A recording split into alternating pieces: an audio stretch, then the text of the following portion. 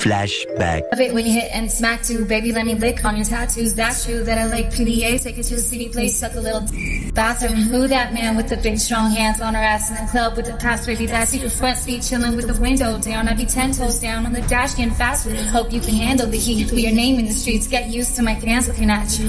They heard I don't fuck with them birds. I'm a mean kitty. Don't get stabbed with a rat too. Boys be mad that I don't incels. Girls hate too. Guns to they pigtail. A few moments later. At this point, I have no idea what else to do for money. For money. Failure!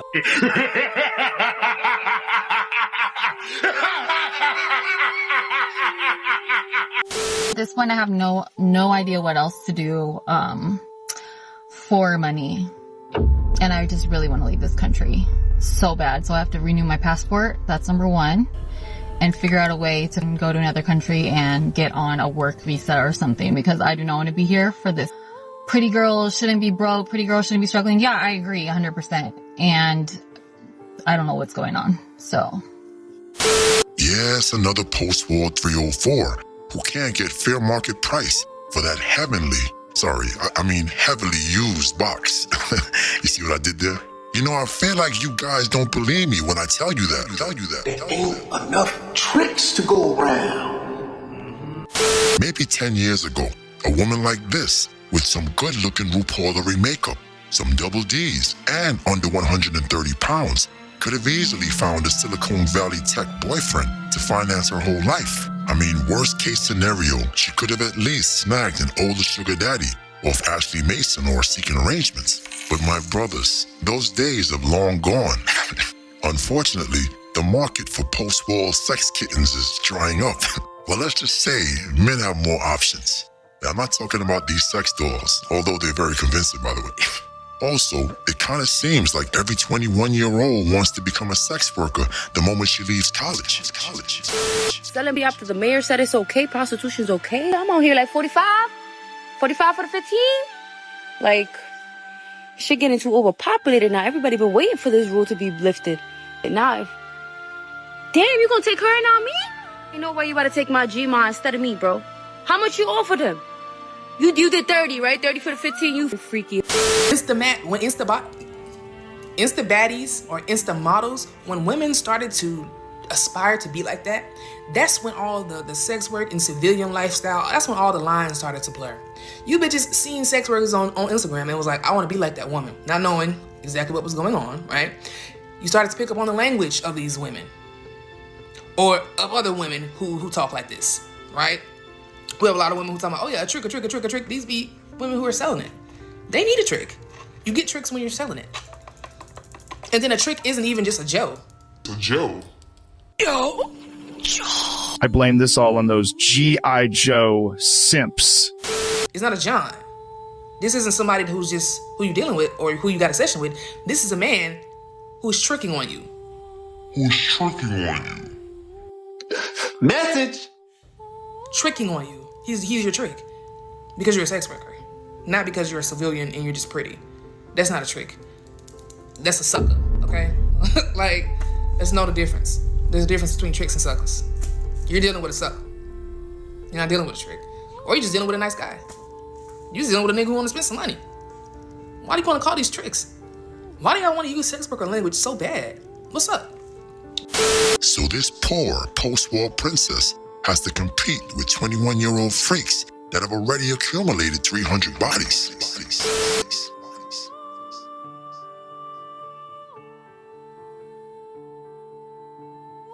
What's your body count? Oof. I think 350 and counting more. You see what happens when you screw around in shop class? She belongs to the streets. He cold. And here's the biggest problem. Men just aren't pressed for sex anymore. I can't fully explain it, but sex has become so transactional now that it's basically something you do just to quiet the urge, like scratching an itch. Back when women weren't all trying to live this 304 lifestyle and collect bodies, men actually enjoyed the hunt. All you needed was your words, your wit, and a shot of your favorite libation to seduce a woman into bed. There was fun, excitement in the chase. There was a sense of pride in catching your prey. Talking a woman down to her drawers and beating the brakes off that ass was our only true connection to our days in the savage land, a true test of our masculinity. But you see, what women don't understand is that the fun is gone because they have collectively sold themselves, not as a prize, but as a purchase. Not a rare artifact or exotic stone, but a Gucci belt in a Soho clothing store. I want you to really think about what I'm saying here. Back in the days of old, if a man was seen with an attractive woman, it implied something about him, that he was important, that he had game, or that he can control his environment. Being with a beautiful woman was a reflection of your value. Now, if you're seen with an 8, 9, or 10, the assumption is simple. You paid the market price to rent her, and that cheapens everything. The thrill, the chase, the meaning. Subconsciously, I truly believe this is why men aren't pressed for coochie anymore, and why they don't take dating seriously. Women have turned themselves into a transaction, not a treasure. They became a purchase, not a prize. And I ask you, where is the glory in that? Now think about it. Can you brag to your friend about the 9 you paid $1,000 to sleep with? That's why no one will remember your name. The truth is, women know this. And if you catch them on an honest day, they'll admit it. To be honest, I miss the time when men used to be pressed about pussy. Now it's just too accessible and they're not even checking for it anymore. They can just get it whenever they want. They used to be able to hold it over their heads, and you can't do that anymore. Now they like it. And that's cool too. So what happens now?